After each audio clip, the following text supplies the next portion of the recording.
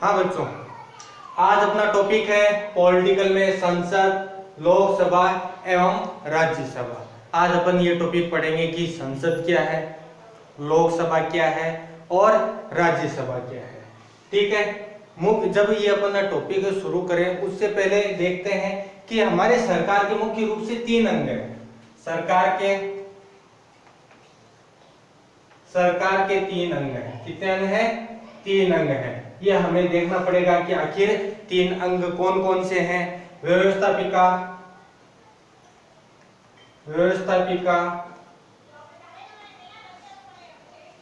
दूसरा है कार्यपालिका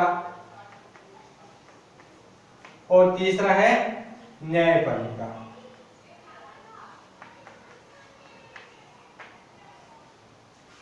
अब व्यवस्थापिका भारत में बोलते हैं। ठीक है, अब अलग अलग देशों में व्यवस्थापिका के अलग अलग नाम हैं। अब जैसे अपन बात करते हैं इंग्लैंड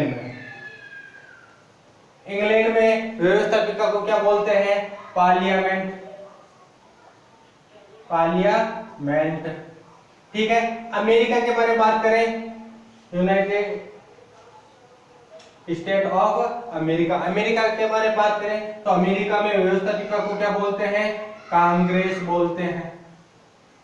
ठीक है, उसी प्रकार से अपन जापान के बारे में बात करते हैं तो जापान में व्यवस्थापिका को डाइट बोलते हैं। ठीक है, अलग अलग देशों में इसके अलग अलग नाम है। हमारे यहाँ पर हम इसको व्यवस्थापिका बोलते हैं। अब देखिए, मुख्य रूप से व्यवस्थापिका का ही भाग अपने व्यवस्थापिका मतलब संसद। जैसे व्यवस्थापिका का अपने यहाँ पे क्या है? संसद है। अपने यहाँ पे व्यवस्थापिका क्या है? संसद। अब संसद के बारे में बात करें कि आखिर संसद के कितने अंग हैं और कितने इसके पद हैं। ठीक है, तो बात करें संसद को अंगों की। संसद के जो अंग हैं वो मुख्य रूप से अपने यहाँ पर 3 अंगों से मिलकर के संसद का निर्माण होता है। क्या है? सबसे पहले राष्ट्रपति। पहला क्या है? राष्ट्रपति।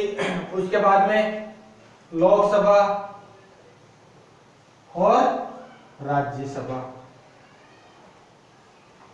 राष्ट्रपति, लोकसभा और राज्यसभा, ये अपने संसद के 3 अंग हैं। ये तीनों जब मिलेंगे तो किसका निर्माण होगा? संसद का।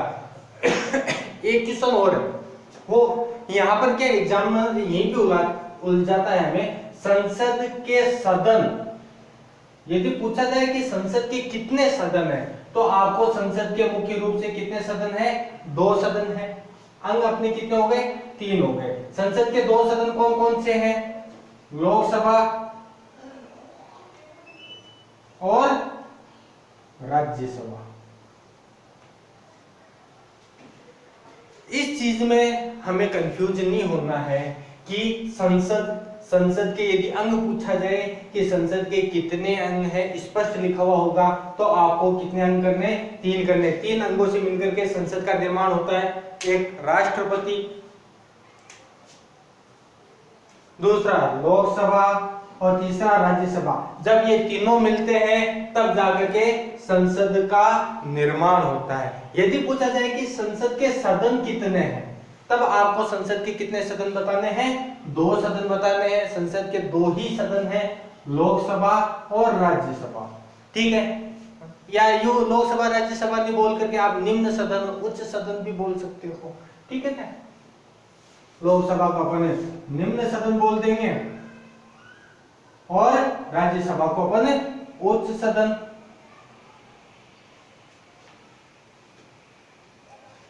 अब ये बातें तो अपन ने कर ली है मुख्य रूप से। ठीक है, अब बात करते हैं राष्ट्रपति, लोकसभा और राज्यसभा के बारे में। सबसे पहले अपन बात करते हैं राष्ट्रपति। यहां लिखता हूं मैं राष्ट्रपति। यहां पे मैं लिखता हूं लोकसभा और यहाँ पे राज्यसभा। अब इन तीनों के लिए कुछ न कुछ नियम बने हुए हैं। क्या नियम है? शुरुआत अपन लोकसभा से करते हैं। लोकसभा में का सदस्य बनने के लिए जो न्यूनतम आयु है, न्यूनतम आयु 25 वर्ष होनी चाहिए। राज्यसभा का न्यूनतम आयु 30 वर्ष होनी चाहिए और राष्ट्रपति बनने के लिए न्यूनतम आयु 35 वर्ष होनी चाहिए। हाँ, एक चीज और मैं बताने भूल गया था कि ये जो संसद है, संसद का निर्माण हमारे यहाँ पर अनुच्छेद 79 में किया गया है। भारतीय संविधान के अनुच्छेद 79 में साफ साफ उल्लेख किया गया है कि हमारे यहाँ पर एक संसद का निर्माण होगा। ठीक है। उसके बाद में लोकसभा का सदस्य बनने के लिए लाभ के पद पे नहीं होना चाहिए, भारतीय नागरिक होना चाहिए, दिवालिया घोषित नहीं होना चाहिए, दिवालिया घोषित नहीं होना चाहिए। ठीक है। यही राज्यसभा का सदस्य बनने के लिए हमने न्यूनतम आयु 30 वर्ष कर दी है। वही बात है, लाभ के पद पे नहीं होना चाहिए। राज्यसभा का यदि आपको सदस्य बनना है तो अन्य कोई सरकारी पद पे नहीं होना चाहिए, कोई लाभ के पद पे नहीं होना चाहिए। ठीक है। भारतीय नागरिक होना चाहिए। नागरिकता कौन सी होनी चाहिए? भारतीय होनी चाहिए। दूसरे देश का व्यक्ति भारत के राज्यसभा लोकसभा का सदस्य नहीं हो सकता है। उसके अलावा दिवालिया घोषित नहीं होना चाहिए और दोनों में एक कॉमन चीज और है, पागल भी नहीं होना चाहिए। अब पता है कोई पागल व्यक्ति यदि लोकसभा राज्यसभा में चला जाएगा तो न्यायालय कर देगा, है ना? तो इसलिए पागल नहीं होना चाहिए। राष्ट्रपति पद के लिए मुख्य रूप से देखो न्यूनतम आयु 35 वर्ष कर दी है। वही बात है, भारतीय नागरिक होना चाहिए और लोकसभा सदस्य बनने की योग्यता होनी चाहिए। सीधा लिखा हूं मैं यहाँ पे, लोकसभा सदस्य बनने की योग्यता होनी चाहिए। मतलब जो लोकसभा सदस्य के लिए योग्यता चाहिए 35 वर्ष, भारतीय नागरिक तो है ही है, उसके अलावा लोकसभा में जो योग्यता चाहिए वही, मतलब वही है बात है कि कोई लाभ के पद पे नहीं होना चाहिए। ठीक है। ये चीजें हैं राष्ट्रपति, लोकसभा और राज्यसभा। अब बात करते हैं इनके शपथ के लिए। शपथ के लिए राष्ट्रपति को भारत का मुख्य न्यायाधीश, शपथ कौन दिलाएगा? सर्वोच्च न्यायालय का मुख्य न्यायाधीश, सुप्रीम कोर्ट का मुख्य न्यायाधीश शपथ दिलाता है। उसके अलावा लोकसभा और राज्यसभा, जिसको हम आम भाषा में क्या बोलते हैं? सांसद बोलते हैं, सांसद बोलते हैं, एमपी बोलते हैं, मेंबर ऑफ पार्लियामेंट। ठीक है ना? चाहे सांसद बोलो, एमपी बोलो, या लोकसभा का सदस्य बोलो, या राज्यसभा का सदस्य बोलो, इनको मुख्य रूप से शपथ दिलाने का कार्य किसका है? शपथ राष्ट्रपति दिलाएगा या राष्ट्रपति के द्वारा नियुक्त कोई व्यक्ति होगा वो। यदि राष्ट्रपति नहीं आ सकते हैं किसी कार्य के कारण, तो राष्ट्रपति के द्वारा नियुक्त कोई भी व्यक्ति होगा वो शपथ दिलाएगा, या राष्ट्रपति द्वारा नियुक्त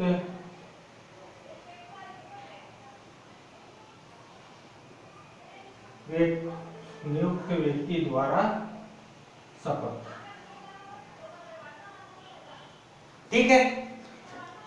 ये मुख्य रूप से योग्यताओं की बात हो गई है कि राष्ट्रपति के लिए क्या योग्यता होनी चाहिए, लोकसभा सदस्य बनने के लिए क्या योग्यता होनी चाहिए और राज्यसभा सदस्य बनने के लिए क्या योग्यता होनी चाहिए। उसके अलावा राष्ट्रपति पद के लिए कुछ उम्मीदवार भी होते हैं, 50 प्रस्ताव रखते हैं, 50 व्यक्ति है या 50 सांसद है, उसका अनुमोदन करते हैं। ये एक और चीज है, वो अपन जब राष्ट्रपति की निर्वाचन प्रणाली पढ़ेंगे कि राष्ट्रपति का चुनाव कैसे होता है, किस प्रकार से राष्ट्रपति निर्वाचित होता है, उसमें ये चीजें अपन पढ़ेंगे। ठीक है, लोकसभा का और आगे की जो डिटेल है वो लोकसभा के चुनाव में, राज्यसभा का चुनाव है वो कैसे होता है, बस इतना यहाँ पे अभी इतना जरूर बता देता हूँ। लोकसभा का जो चुनाव है वो प्रत्यक्ष निर्वाचन प्रणाली के द्वारा होता है, प्रत्यक्ष निर्वाचन प्रणाली के द्वारा। राष्ट्रपति का चुनाव है वो अप्रत्यक्ष निर्वाचन प्रणाली के द्वारा, अप्रत्यक्ष निर्वाचन प्रणाली। जबकि राज्यसभा का भी जो निर्वाचन होता है वो अप्रत्यक्ष निर्वाचन प्रणाली के द्वारा होता है।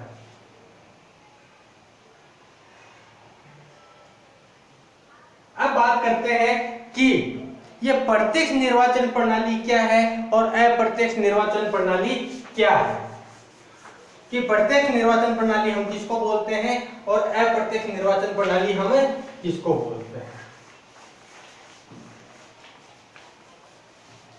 वैसे पता होगा आपको, फिर भी एक बार मैं बता देता हूं कि प्रत्यक्ष निर्वाचन प्रणाली क्या है और अप्रत्यक्ष निर्वाचन प्रणाली क्या है। आपको बस इतना याद रखना है, संसद का गठन है हमारे संविधान के अनुच्छेद 79 में इसका उल्लेख किया गया है।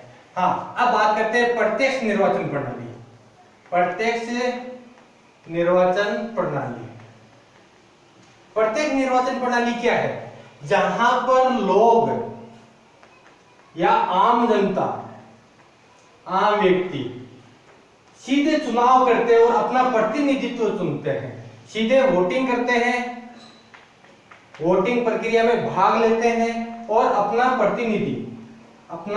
प्रतिनिधि चुनते हैं। वो हो गई अपनी प्रत्यक्ष निर्वाचन प्रणाली। जैसे आपने देखा होगा लोकसभा के चुनाव होते हैं, उसके अलावा विधानसभा के चुनाव होते हैं, अपने सरपंच के, वार्ड पंच के, इनके चुनाव होते हैं, है ना।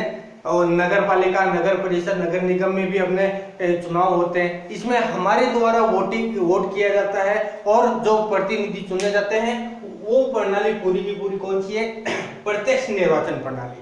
दूसरी अपनी आती है अप्रत्यक्ष निर्वाचन प्रणाली। अप्रत्यक्ष निर्वाचन प्रणाली, अप्रत्यक्ष निर्वाचन प्रणाली में आम व्यक्ति या आम जनता भाग नहीं लेती है। आम जनता यहाँ पे भाग नहीं ले रही है, वोटिंग नहीं कर रही है, तो बाद में वोट करता कौन है तो निर्वाचन प्रणाली। चुनाव हो रहे हैं, यदि हम वोट नहीं करते तो करता कौन है?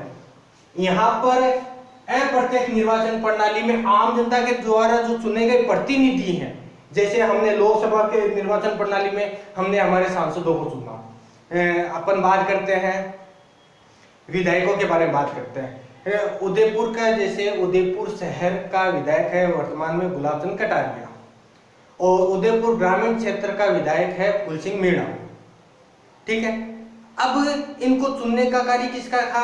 ये दोनों विधायक है, एक ग्रामीण का है एक शहरी का है, तो उनको आम जनता ने चुना, मतलब हमारे द्वारा वोटिंग के द्वारा ये चुने गए। अब ये विधायक राष्ट्रपति की निर्वाचन प्रणाली में जब राष्ट्रपति को चुना जाएगा तब ये वोट करेंगे। हमने यहाँ पे हम वोट नहीं करेंगे, हमारे द्वारा चुने गए प्रतिनिधि जहां पर वोट करते हैं उस प्रणाली को हम क्या कहते हैं? अप्रत्यक्ष निर्वाचन प्रणाली। ठीक है, मतलब चुने हुए प्रतिनिधि, चुने गए जो प्रतिनिधि हैं वो वोट देते हैं, वो वोटिंग प्रक्रिया में भाग लेते हैं। इसको अपन बोलते हैं अप्रत्यक्ष निर्वाचन प्रणाली। प्रत्यक्ष निर्वाचन बहुत बार ये एग्जाम में क्वेश्चन पूछा गया है, 11वीं 12वीं में विशेष तौर से पूछा जाता है।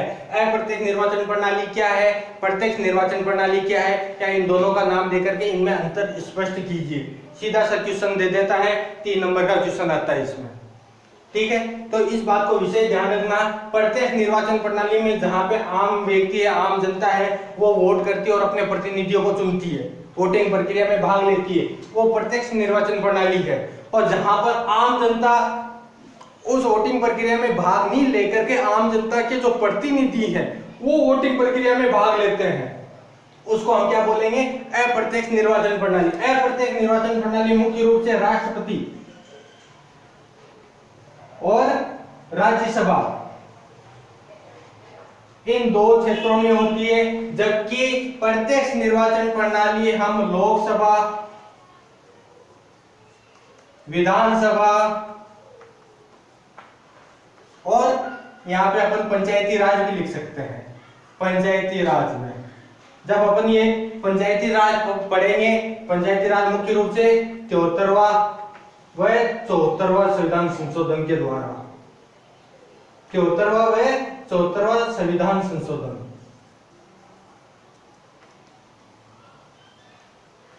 कब हुआ था? 1992 में ये हुआ था। 73वां और 74वां संविधान संशोधन पंचायती राज के द्वारा। तब अपन ये पंचायती राज की पूरी डिटेल पढ़ेंगे कि किस प्रकार से ग्रामीण स्तर पर, नगरीय क्षेत्र में कहां पर नगर पालिका की स्थापना होती है, कहां नगर परिषद होती है, कहां पे नगर निगम होती है, कितनी जनसंख्या को इन्होंने डिसाइड कर रखा है, उसके आधार पर नगर पालिका, नगर परिषद, नगर निगम का गठन होता है और उनके प्रतिनिधियों का चुनाव कैसे होता है और उनके क्या क्या कार्य होते हैं। ये चीजें अपन पंचायती राज या स्थानीय स्वशासन भी बोलते हैं, स्थानीय स्वशासन में पढ़ेंगे। अभी अपने ये क्या है? प्रत्यक्ष और अप्रत्यक्ष निर्वाचन प्रणाली हो गई है। ठीक है, आज के लिए इतना ही काफी है और नेक्स्ट कल पढ़ेंगे अपन नए टॉपिक के साथ में। तब तक के लिए नमस्कार, ओके बाय, थैंक यू।